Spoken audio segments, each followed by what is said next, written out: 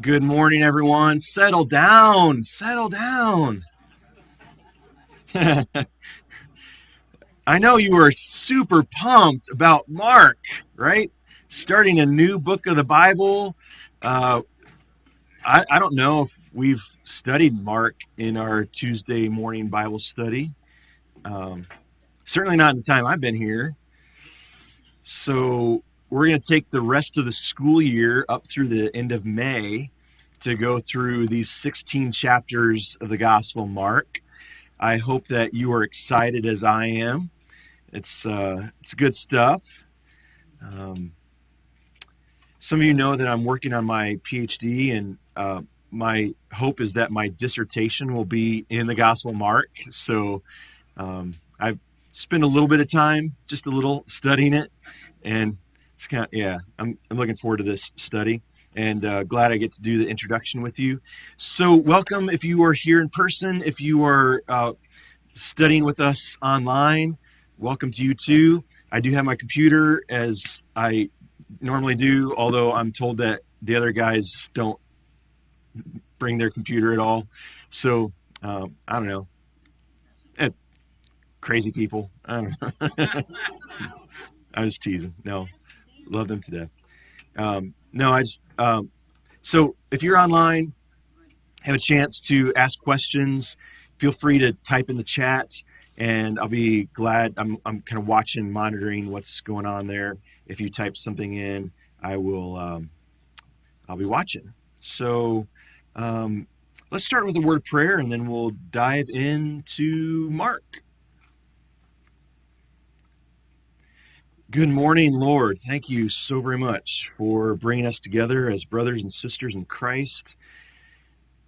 Thank you for your word to us. Thank you for your Holy Spirit that opens that word to us. And we pray that your Spirit would be active and alive very much in this room and in our study of Mark today. Pray that you would help us to understand and to believe.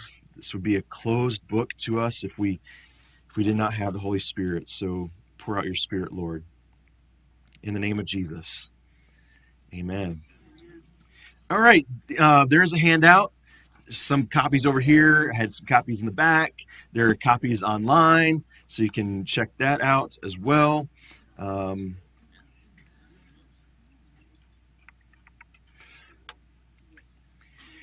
What I'd like to do is give a little bit of background to the Gospel of Mark, and then we'll actually see some verses a little bit later as we get into page 2 of the handout.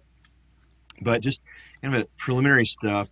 You may notice that, when we have a handout, a lot of times I like to give you lots of space to write notes in. I didn't give you a lot of space for notes, did I? That's just mostly because I'd love for you to just kind of have a chance to soak it in rather than try to, get everything down.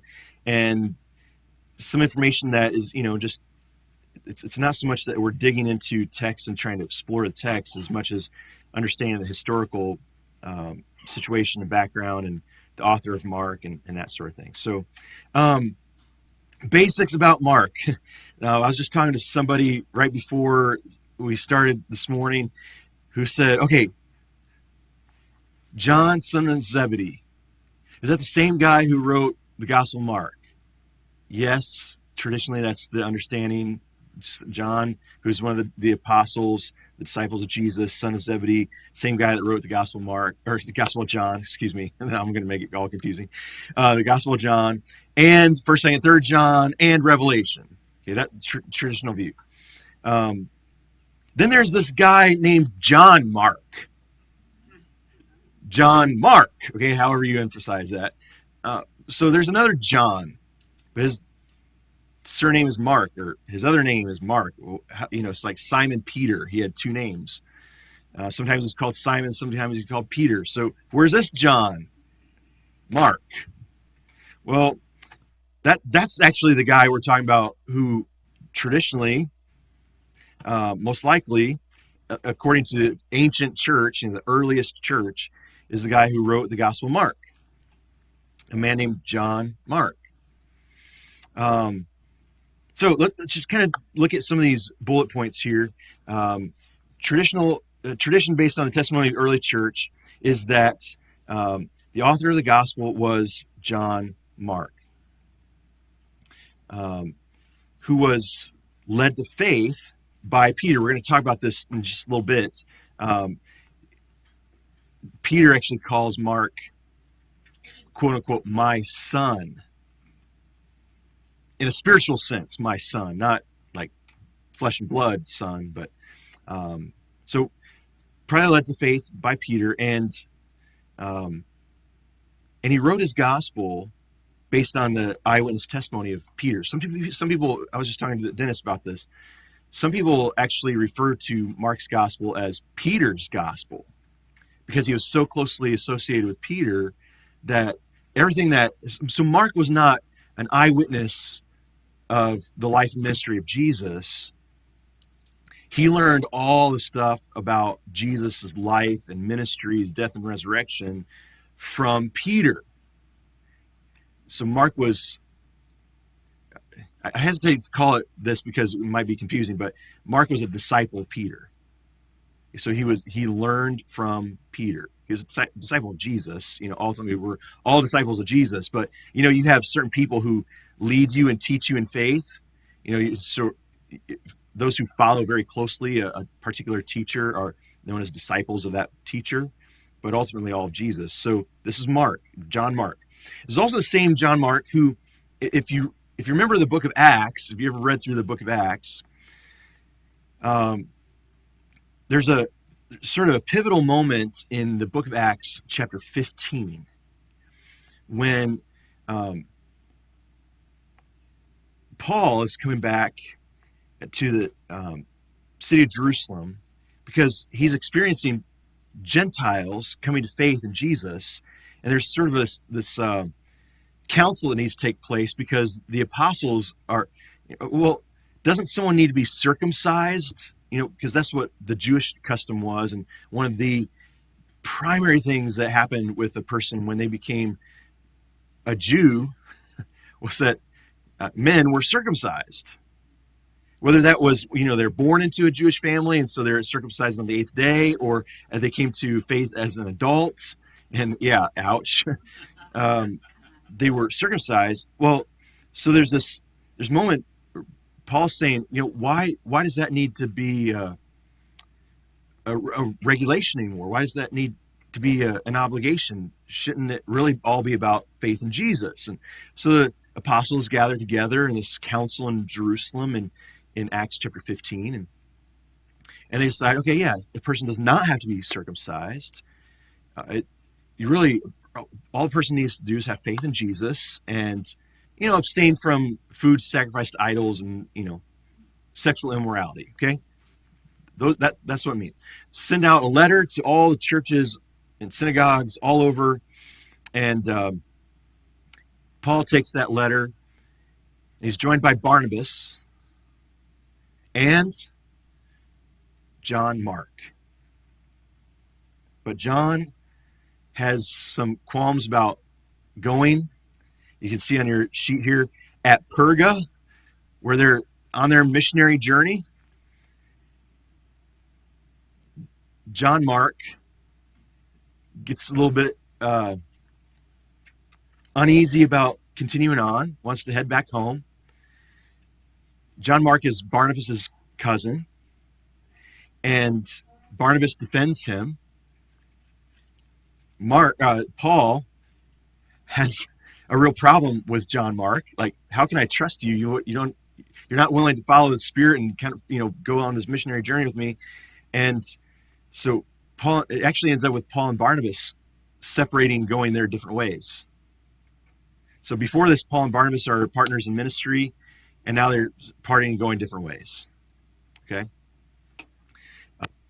that's the John Mark that we're talking about. So, excuse me. Yeah. John Mark is a disciple, but not the apostle John. Correct. This John Mark is a disciple of Peter's. John, who wrote the gospel and who was one of the 12, right, the son of Zebedee, that's a different John. So this is John, son of Zebedee, was the guy who wrote the gospel and was the apostle, right? John Mark is the guy who wrote this gospel, Mark, and was the one who was the cousin of Barnabas and went with Paul on his missionary journey for a bit and then separated. And now they were reconciled. So, Paul and Mark had their issues. Paul and Barnabas had their disagreement. But in the end, if it's the same Mark, and traditionally in the church it has been viewed as the same Mark since the early centuries of the church, Paul and Mark were reconciled. And in fact, you can see, I wrote this in your handout too, Paul actually included Mark in a list of supporters who were an encouragement to him in his ministry in Colossians chapter 4. At the end of the letter to the Colossians, Paul includes John Mark as one of these who was a supporter. And he urged Timothy when he wrote 2 Timothy. Paul's likely in Rome, and he's writing to Timothy, and he says, come and see me, and bring Mark with you, because he's a solid disciple and one I want to see again. So obviously they must have reconciled in that way. All right. Yes, sir. Is it possible that he could have been just young, why he got homesick? Oh, yeah, I mean, yeah. So could he have been really young, and that's why he got homesick and why he wanted to turn back? Yeah, certainly. I mean, yeah, there are some who actually speculate. There's a story in the Gospel of Mark where in the Garden of Gethsemane, Mark is the only one who tells this part of the story. And when they come to arrest Jesus and they haul him off, and Peter tries to strike the one of the servants with his sword, and he cuts off his ear, and Jesus says, enough of this, and they haul Jesus off. Part of the wrestling that happens with the soldiers and the disciples is this young man. He's unnamed. It just says a young man was there, and somehow his clothing is grabbed in the tussle and in the fight, and he runs off, and the clothing is still in the soldier's hand, and he ran off naked. Okay, so that's the story in Mark 15. He's unnamed, but because Mark is the only one who names him, and he's called a quote unquote young man, speculation for many centuries has been that, well, that must have been John Mark, right? He was somewhere in that mix of early disciples. We don't know that that's true, but that's some tradition that goes back a ways. Why else would Mark have included that part of the story? I don't know. So yes, he could have been this young man, and that's why he was afraid to keep going with Paul and wanted to turn back home. Yeah, we don't know. All right. Third bullet point there under the author of Mark, most helpful for writing the gospel. As I mentioned, Mark served as a disciple of Peter's, co-worker with Peter in Rome as they shared in the mission of Christ. And in 1 Peter chapter 5, Peter says, she, that is the church, who is at Babylon meaning not the city of Babylon, but a code name for Rome. So John even does this in Revelation, calls Rome Babylon. Is something that happened in the early church. Anyway, she who is at Babylon, that is the church, who is likewise chosen, sends you greetings, and so does Mark, my son. Again, that's not flesh and blood son, but a spiritual son, someone who has been a disciple and close associate with Peter. All right.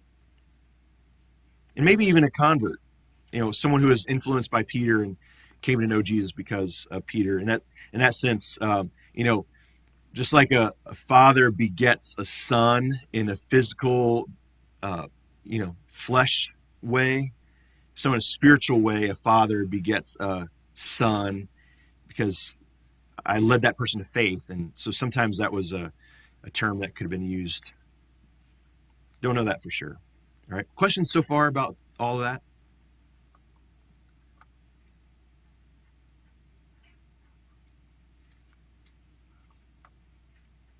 All right. Let's keep plugging away. We get into the fun stuff. So writing the gospel. So you have the bookmark, right? It has all the listing of the books of the Bible in order, right? And you open up your table of contents and you look at the New Testament books, and there's Matthew first and Mark second. So Matthew, Mark, Luke, John. You can remember that. Maybe of all the books of the Bible, you can remember that order more than anything else. Matthew, Mark, Luke, and John. Matthew, Mark, Luke, and John. So Matthew was written first, right? I mean, obviously they put it in chronological order. No, not necessarily. I mean, there is some tradition that in ancient church that Matthew wrote first, and that's why his gospel is first. But especially in modern scholarship, it's not universally agreed, but very, very widely agreed that Mark was the first of the Gospels written. Some will make arguments for others writing first, but many believe that Mark was the first one. And in essence, it's sort of like if you look at Mark compared to Matthew and Luke, Mark has most of what he has in his gospel is also in Matthew and Luke. There's a lot of stuff in Matthew that's not in Mark, and a bunch of stuff in Luke that's not in Mark. And so a lot of people believe that Mark gave the framework, the timeline, the outline, and Matthew filled in a little bit more, and Luke filled in a little bit more, and then John just went off the rails and did something completely different, right? Because if you read Matthew, Mark, and Luke compared to John, it's very, very different, right?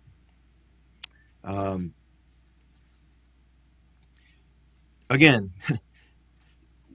church tradition. This is not something that's written in the Bible. We don't read the book of Acts and find out exactly when Matthew wrote his gospel or when Mark wrote his gospel. So we have to depend a little bit on church tradition. It's not canonical, but according to church tradition, Mark died as a martyr in the 8th year of Nero. Nero was Caesar in Rome, and there's a pretty significant persecution that broke out against the church, especially in Rome, against the Christians under Nero. In the 8th year, tradition says that Mark died as a martyr. Now, if Nero reigned between 54 and 68 AD, the 8th year is 54, 55, 56, 57, 58, 59, 60, 61. Right? So somehow Mark must have written his gospel before 61 AD. Now, if Jesus died and rose from the dead around the age of 30 to 33, that was around 30 AD. He was actually born in 4 BC. But, by the way, that's because of an original miscalculation on the date of his birth and then recalculation. Like he was supposed to be born in year 1, right? That's why BC and AD. Yeah. Someone miscalculated, and then it was recalculated. Anyway, 30. So you're talking about less than 30 years after the death and resurrection of Jesus, Mark is writing this gospel. That's kind of the timeline of it. Now, as another point of reference, there's a pretty significant historical event that took place in 70 AD. 70. So maybe a decade, a little over a decade after Mark wrote the gospel. What happened in 70 AD? That was a significant historical event for the Jews and Christians. What's that? Yeah, the destruction of Jerusalem and the temple in Jerusalem by the Romans. That happened in 70 AD. The Jewish people were in a revolt, and the Romans came with their legions of armies and besieged the city, and it was brutal. The temple has never been rebuilt since. It happened in 70. So this, by church tradition anyway, the gospel is written well before that, a decade before. But still under this persecution from Nero, right? This probably one of the things that sparked the writing of this gospel was that Christians were facing hardship. It looked like, the people who had real power in the world, and I think this is something significant to keep your mind on as we're reading through the Gospel of Mark, that those that seemed to have the power were brutalizing Christians. And it can be really easy as a Christian to say, well, if God is all powerful, then why is he allowing evil to rule and reign in the world? Why are we being hounded and arrested and murdered? And, well, we're going to kind of see in the Gospel of Mark that lordship doesn't look the same in the kingdom as it does in the world. In fact, that's one of the main themes of Mark. Don't think of God's kingdom as the same as worldly kingdoms. In fact, God reigns and rules when it seems the opposite. We're going to get into an example of that here in a bit, but I just want that to sort of stick in your mind that there's persecution going on in the church. It's difficult for Christians, and Mark is reminding through his gospel, reminding us Christians that God still reigns. It just looks different than what it does in the world. Power isn't really when you have power. And a crown isn't when you have a crown of gold. Okay? Yeah, Helen? Is this part of the basis for Luther's two-kingdom theory? Yeah, partially. Maybe. So the question is this the basis for Martin Luther's two-kingdom theory? And Martin Luther's two-kingdom theory, in essence, is God reigns over all things. He rules over all kingdoms of the earth, but he does that through coercion and through the sword and through force and by law. He rules in the church in a different way, and that is through the gospel and through grace and forgiveness and all that. So it looks different. There's a distinction between how God reigns in the world and how he reigns in the church. I don't know if this is necessarily the same thing, related, but I think when we get to, in particular, the bottom of the second page, we're going to start to see how, it's kind of what I mean by, it's almost like an ironical type of kingship. When is Jesus in his full glory. His disciples say, let one of us sit at your right and the other at your left when you come into your glory. And then Jesus is on the cross, and Mark tells us there were two thieves crucified with him, one at his right and the other at his left. So when is Jesus in his glory? Mark tells us it's when he's on the cross. His greatest glory is when he's laying down his life. So see how this looks different? Again, we'll get to that. All right. Last point on the first page. Mark likely was writing to a non-Jewish audience, and we can sort of deduce that by the fact that Mark often explained terms, customs, and traditions that would not have needed explanation to a Jewish audience. Now, maybe it's a mixed audience, both Jewish Christians and Gentile Christians, but probably largely to a Gentile audience or a Gentile Christian audience. Okay. All right, let's keep plugging along. Again, if you are online, I'm more than happy to answer questions, and I'm watching the feed there as well.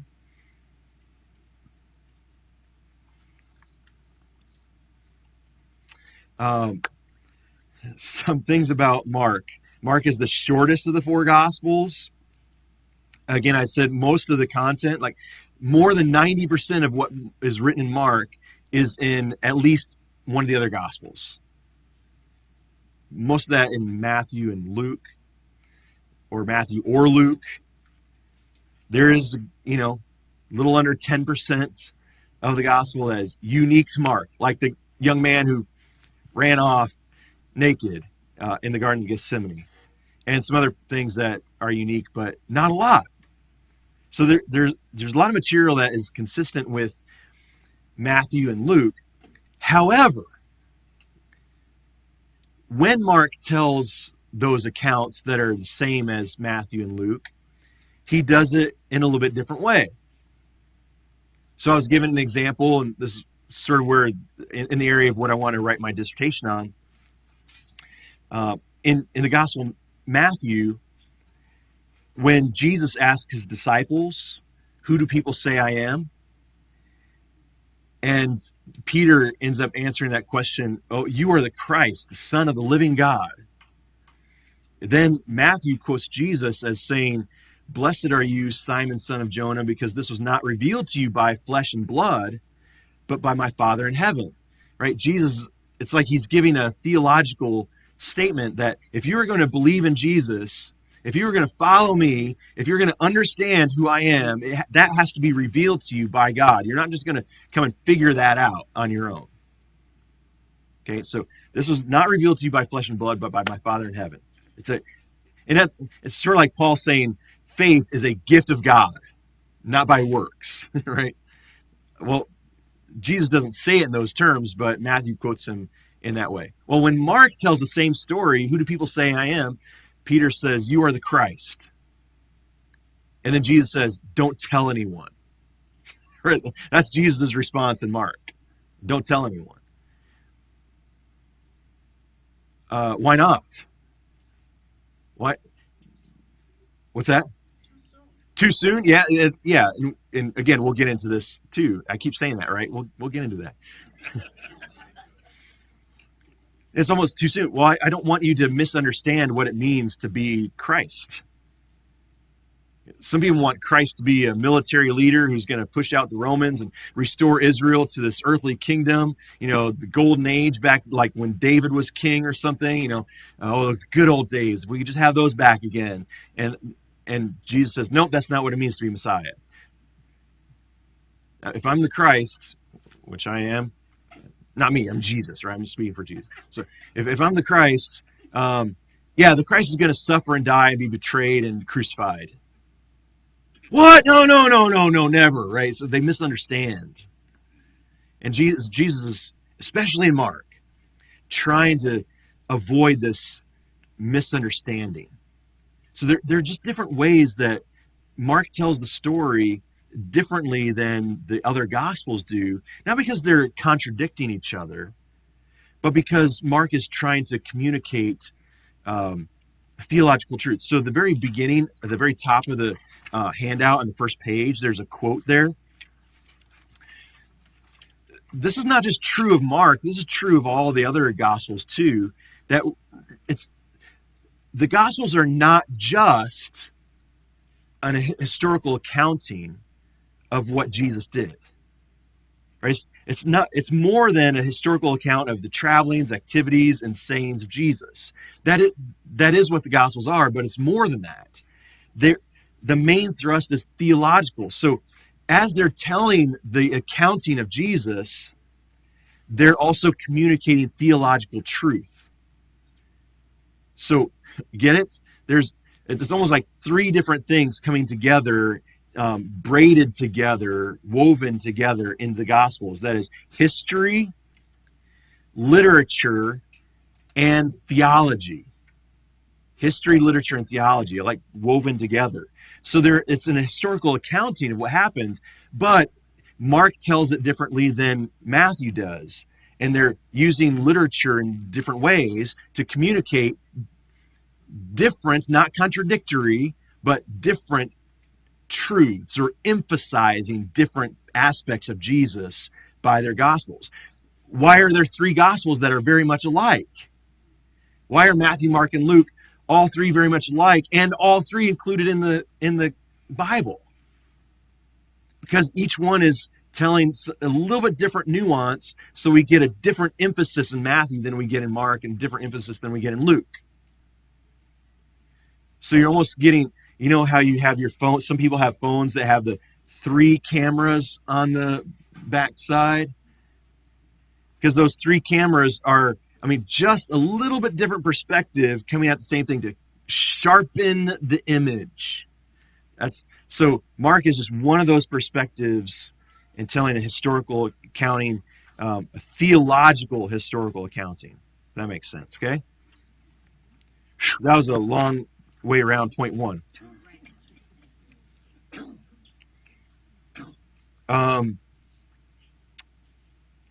Generally, but not always, this is point 2. Generally, but not always, Mark is sharing events that are going on in the life and ministry of Jesus more briefly than Matthew and Luke and John. Not always, but generally, it's a shorter accounting. So I gave some examples. Mark records the baptism of Jesus in 3 verses. The temptation of Jesus. Matthew and Luke go into extended detail about the temptation of Jesus. Oh, Satan said this, and Jesus responded this way, and Satan said this, and Jesus responded again. Satan came back at him again, and Jesus a third time. Matthew and Luke tell that an extended story. Mark, 2 verses. Right? He was tempted by the devil, and he was with the wild animals. That's about it. That's all that's told about it. And then, some of the other things, this authoritative teaching in the synagogue at Capernaum, just in 2 verses, healing a demoniac in 2 verses, just very short. Again, not always. Mark does include some things that are unique, and we'll get into those as our study goes on. Mark is very short on dialogue. One of the reasons why it's shorter gospel than Matthew and Luke. Anybody have a red letter version of the Bible? All the words of Jesus are in red. If you go through Matthew and you go through Luke, you'll see just, especially John, just splattered with red all over the place. And the long sections where there are whole chapters, and sometimes 3 and 4 and 5 chapters together that are almost all red because Jesus is speaking. You flip through the Gospel of Mark, there's red, but there are very few long sections of red. Jesus doesn't have a lot of long discourses, sermons, parables, and such that the other Gospels have. And this actually adds to the next point. with the word immediately. With less dialogue, the action just keeps moving. It's like one thing happens, the next thing happens, the next thing happens, the next thing happens, the next thing happens, and yeah, it's emphasized by the fact that Mark also uses quite often the word immediately. And immediately this happened, immediately this happened, immediately this happened, right? Just on and on with those kinds of expressions. Is the way I said it here, it gives a sense of urgency to Jesus' mission and a leaning forward. It's like this is going somewhere. This mission has a pretty urgent purpose. I find it interesting. I don't know if you find it interesting, but I do. Especially the first half, the first 9 chapters of Mark are very rapid paced. It's boom, boom, boom, boom, boom, boom, boom, boom. Already in the first chapter, Jesus is healing a guy who is possessed by a demon, speaking in the synagogue in Capernaum, already in the first chapter. It's like bam, bam, bam. You don't get that until like Luke 4, Matthew 5, that kind of thing. So Mark it's happening right away. But then you get into Mark 10 and 11, and all of a sudden you have now 7 or 8 chapters of Mark that are all focused on the last week of Jesus' life. Right? So you get rapid, and then put on the brakes. Why do you put on the brakes? Why does the pace slow down, especially in Mark 11 to the very end? Why does the pace slow down? This is important. Yeah. Pay attention, y'all. Right? So if we went on a tour, we brought somebody into town, we wanted to show them around Appleton, right? And we're gonna just scream right by Fox River Mall. We're gonna zip around 441, and then now we're gonna slow down and we're gonna spend some time. I don't know, what's the favorite place here in Appleton? Just the downtown. Downtown. Faith Lutheran Church, no.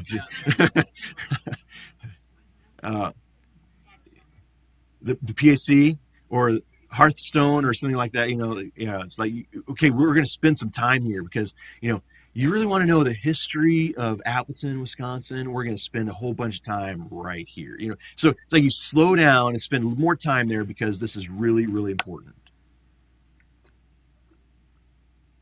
That's what's happening in the Gospel of Mark. Like he's speeding through a bunch of stuff, showing that Jesus is truly Son of God, but then he's really going to slow down the last week, which it starts with Palm Sunday through Easter.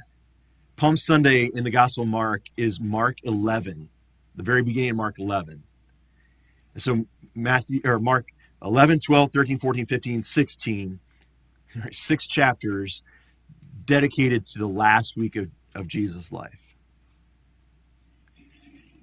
Because Mark is, now that's almost half the gospel, right? It's 40% of the gospel.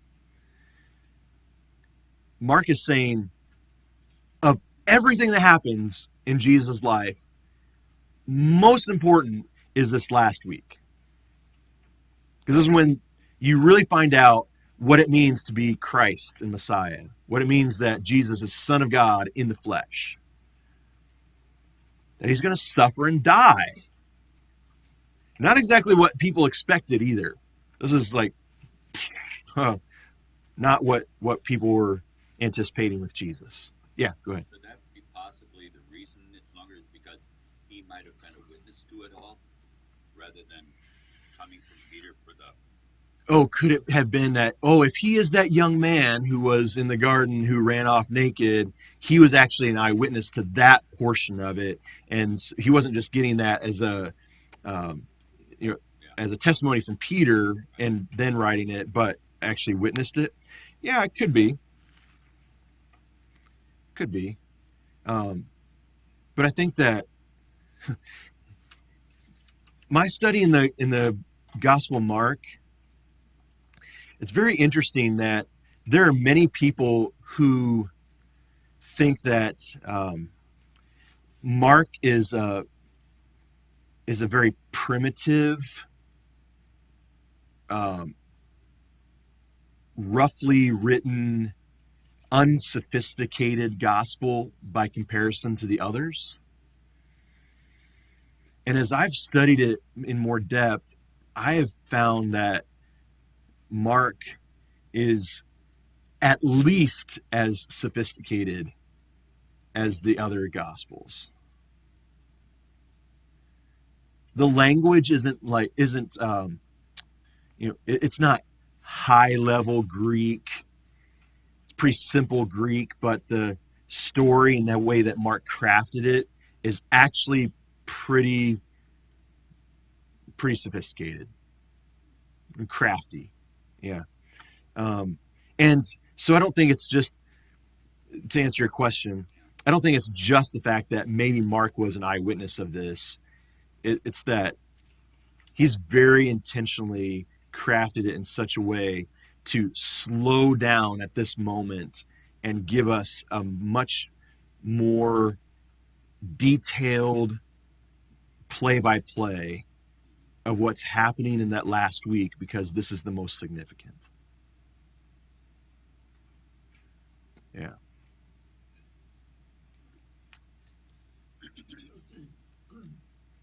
Does the church hierarchy feel that one of these gospels is better than the other? Does the church hierarchy believe that one of these gospels is better than the others? I think it just depends on who you ask. Some people have their favorites. Um, I mean, some people will give more. Um, they'll give more highlight to John because it's so, John is truly presenting Jesus as Son of God, and he claimed it in his earthly ministry, and anybody who missed it is just blind. So some people like John a lot more. I think it just depends on who you ask. Honestly, it's an interesting question, more than you think, because in the first centuries of the church, Matthew, Mark, Luke, and John, all in existence. Scholars read all of them, but there were very few commentaries written on the Gospel of Mark in the first 5 centuries of the church. Most of them focused on Matthew or Luke or John. Well, because 90% of the material in Mark is the same as the others, and so that most theologians really focused in on all the others, and not so it's sort of a neglected gospel, really until at least the time of the Reformation. It was, rediscovery of Mark and its uniqueness and its contribution to the image of Jesus that we have from the gospel testimony. So, if anything, Mark has been neglected among them, but I'd say every single one of them has its great features. And there's some great things like the parable of the Good Samaritan. That's only in Luke. There's certain things that are only in Matthew. The visit of the Magi and other things like that. John, of course, is just unique. Anyway, yeah. Well, I've been thinking about this all along as you were speaking, and at the beginning, I think you said that Mark was mentored by Peter. Right.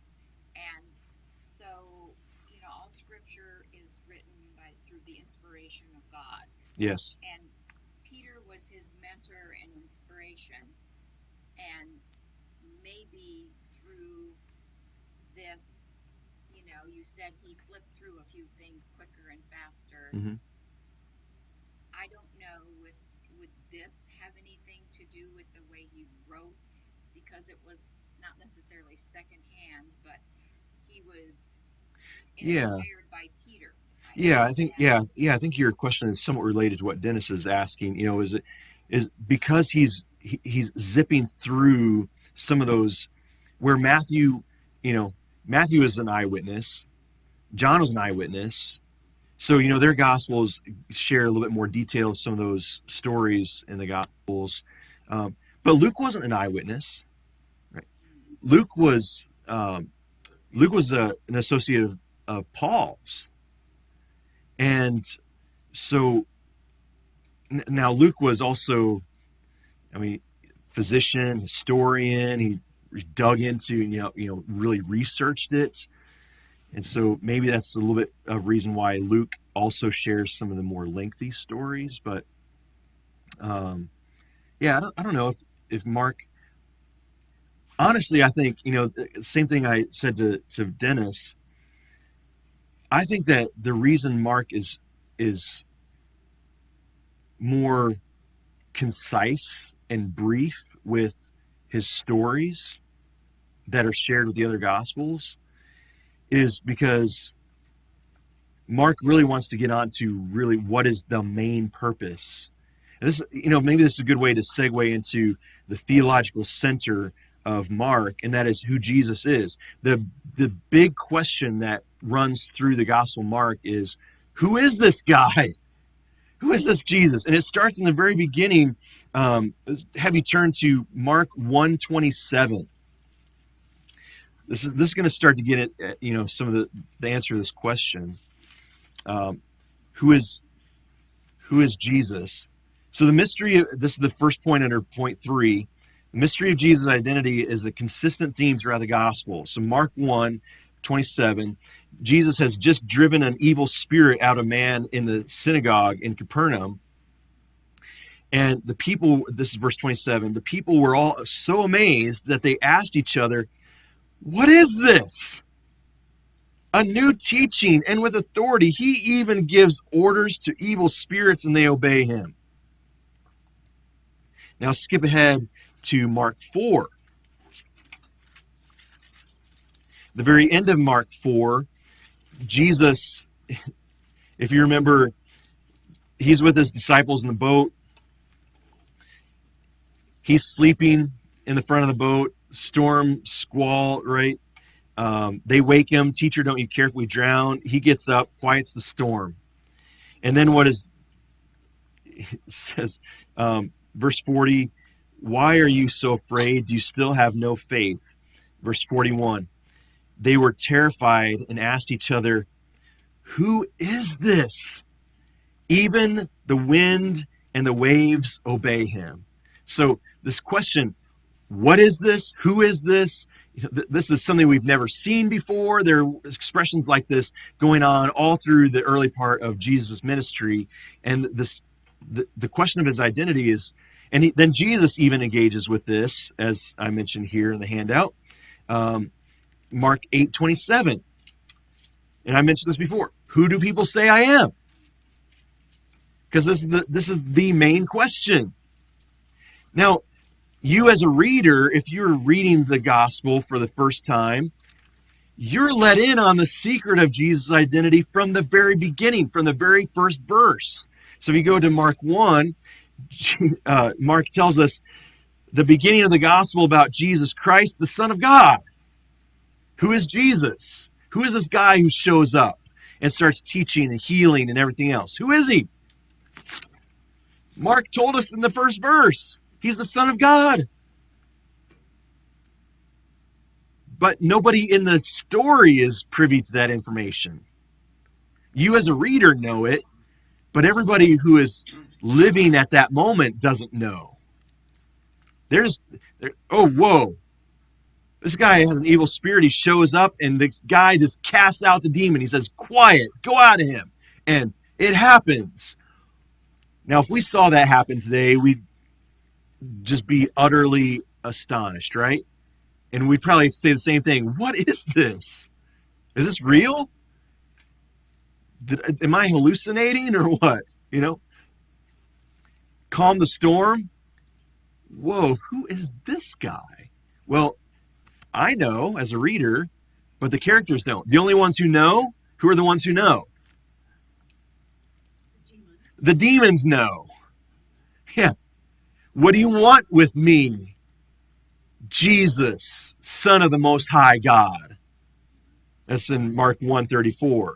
What do you want from me? Mark 5. After the stilling of the storm, he lands on the other side of the Sea of Galilee from Capernaum. They're in the area of the Gerasenes. And there's this man who has a legion of demons who are possessing him. A legion is like 5,000. Whoa. So you have 5,000 demons in him, and Jesus casts them out. But before he does, he said, what do you want from us? We know who you are. Have you come to torment us before the proper time? So the demons know who he is. And then, who is the only other one to know? The centurion at the very end. Sees Jesus die and give up his life. And the centurion, who is in charge of the men who are crucifying Jesus, confesses, surely this man was the Son of God. No one says, no one gets it right? There's speculation on who he is. Peter even says, you are the Christ, right? Which means you are the Messiah. But what does that mean? Messiah doesn't necessarily mean that you are Son of God in the way we understand, right? This Trinitarian kind of understanding of Son of God. He is truly God himself in the flesh. If you're confessing Jesus as Messiah, that doesn't necessarily mean you believe that he's God himself. Messiah just means that you're the anointed one. Christ, same thing. You are the anointed one, the chosen one of God. And again, what did people expect from the Messiah, from the Christ? He's going to be a conquering king. So, no one gets it right until the very end when Jesus is dead and he's hanging on a cross. And the guy said, not even a Jewish person, a Roman, says, surely this was the Son of God. See the irony of this?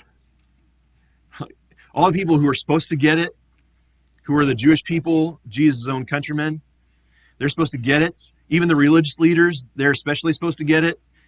They especially don't. But this guy who's a foreigner is the one who says, you are the Son of God. When he's dead, who believes in a defeated God? A dead God? Well, he did. And it's really kind of, this is the story of Mark. Right? Everything is just sort of turned upside down.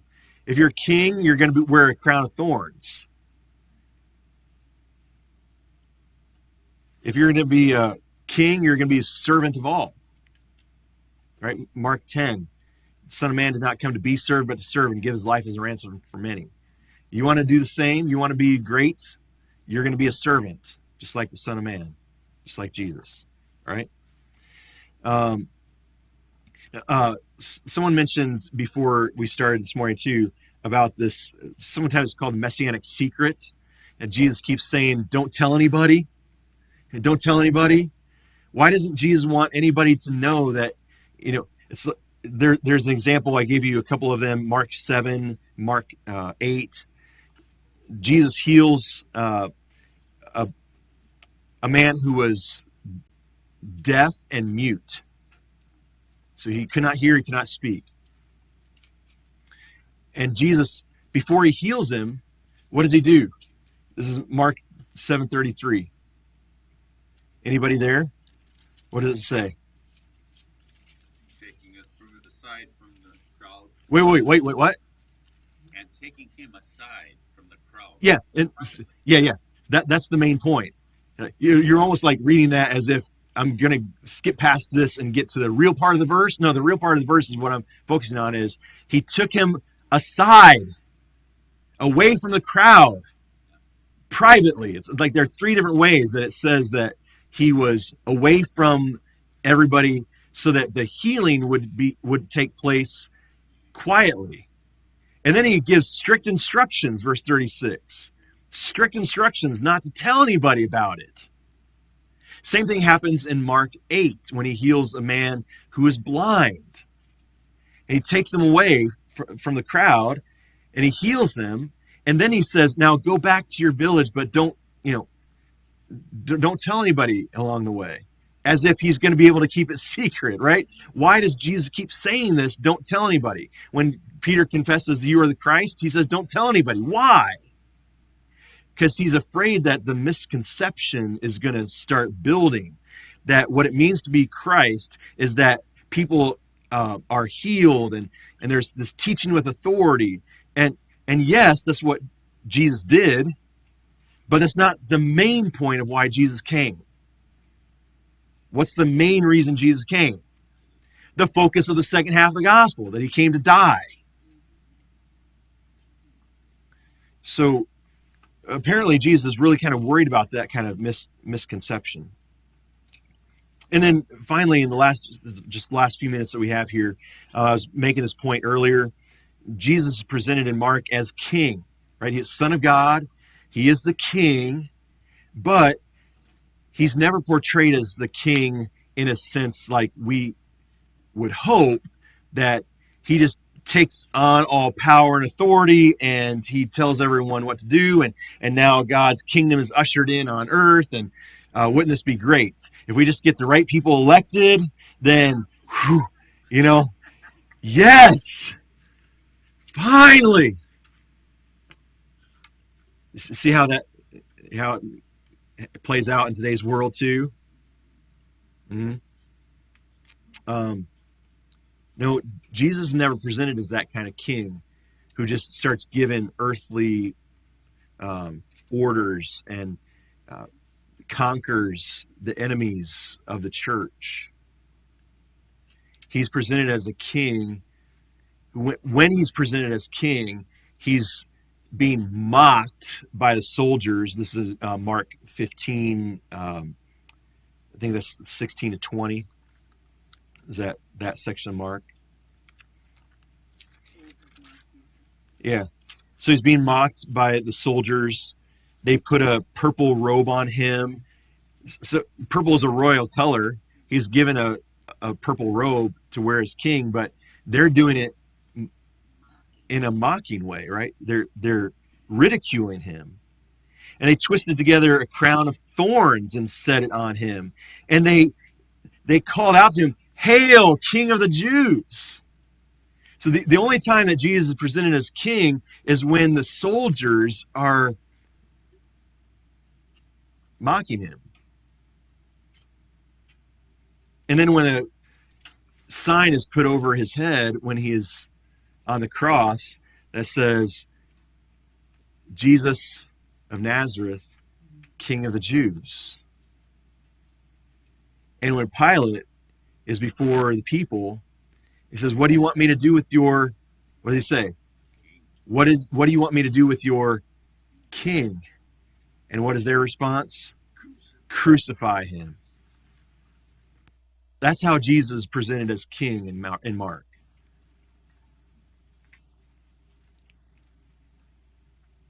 See this sort of ironical type of portrayal of kingship?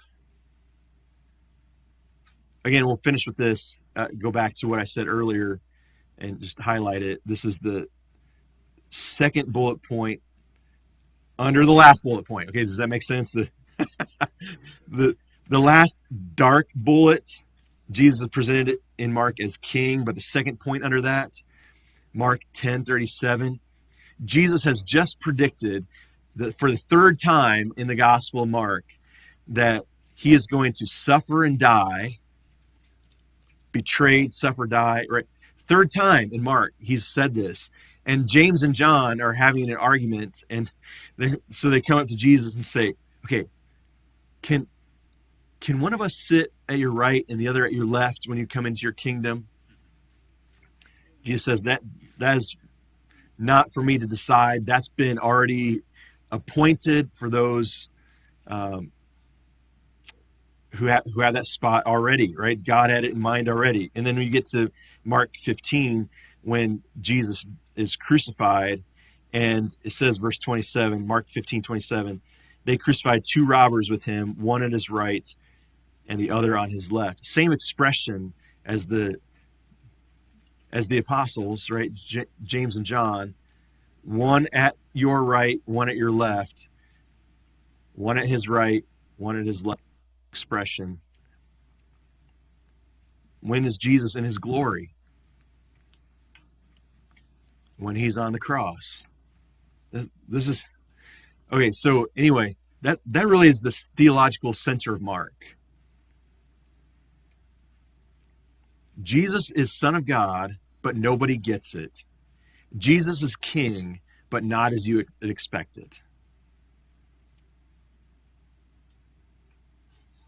And now next week, Pastor Adam's going to be with you, and we're going to start digging into Mark 1. That's just an overview of everything. So questions about all that?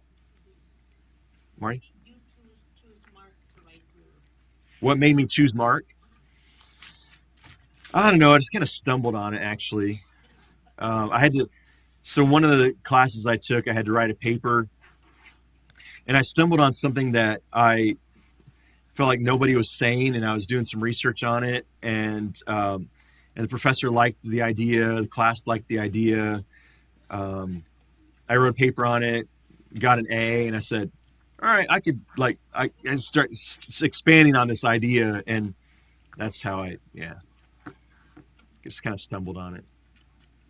I was going to write in the book of Hebrews, but I decided Mark instead. Hebrews is awesome too. Yeah, I love it. All right, everyone, have a great day. Yeah.